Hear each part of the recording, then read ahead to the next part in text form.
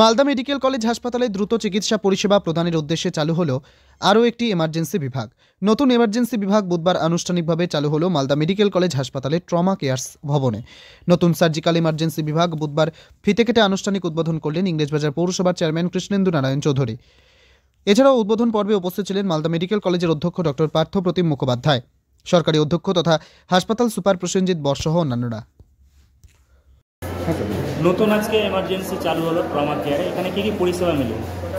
Mainly surgical emergency এখানে হবে। Surgical case, int থেকে শুরু করে জেনারেল সার্জারি, অর্থোপেডিক, এই চারটে ডিপার্টমেন্টে মিলে সার্জিক্যাল কেসগুলো থাকে, সেগুলি হবে। বেড বাড়ানো হয়েছে? বেড বলতে আগে যে এমার্জেন্সি ছিল ওখানে লিমিটেড বেড ছিল, সেখান থেকে এখানে বেডের নাম্বার বেড়েছে, প্লাস অবজারভেশন যে এরিয়াটা সেটা অনেকটা স্পেস বেশি, তার জন্য কি পেশেন্ট পার্টির পরিষেবা পেতে সুবিধা হবে পেশেন্টের।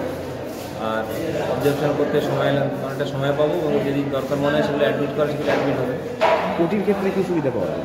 ওটির ক্ষেত্রে কি এখন কাছাকাছি লোয়ার ওটিটা আছে, যে খুব রোড সাইড অ্যাক্সিডেন্ট যে কেসগুলো বেশিরভাগ ক্ষেত্রে আসে, সেগুলো খুব সিরিয়াস পেশেন্টই আসে, সেক্ষেত্রে খুব তাড়াতাড়ি ওটি কাজ অ্যাক্সেসিবল হবে।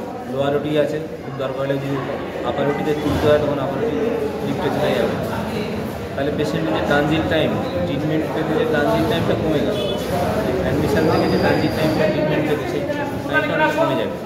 পেশেন্টের ভাইটাল যে টাইমটা লস হওয়ার চান্স ছিল আগে, সেটা অনেকটা কমে যাবে। ঠিক আছে।